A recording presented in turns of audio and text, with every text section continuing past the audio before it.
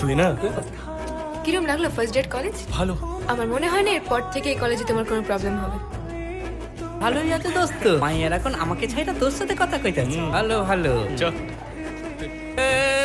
আমরা কোন মারপিট চাই না। আমরা মারপিট করতে আসিনি, ওর সঙ্গে কথা বলতে এসেছি। শোন না, তুই তো জাহানার সঙ্গে কথা বলেছিস, ও তো এখন তোর বন্ধু হয়ে গেছে। তুই একটু ওকে বল না যে আমরা যা করেছি ভুল করেছি, প্লিজ। হ্যাঁ শোন না, আরে কিন্তু জাহানারা কে? ক্লাস টিচারও ওকে চেনেন, আপনারা ওকে ভয় পেলেন, এখন এইসব বলছেন? আরে জাহানারাকে চিনিস না? জাহানারা হলো নবাবগঞ্জের ruling party chairman Amina Begum, তার মেয়ে। বসেন বসেন।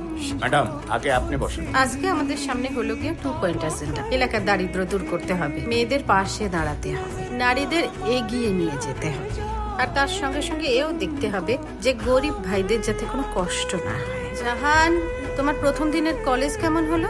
ভালোই ছিল। রিপন, তুমি দেখবে জাহানের কলেজে যাতে কোনো সমস্যা না হয়।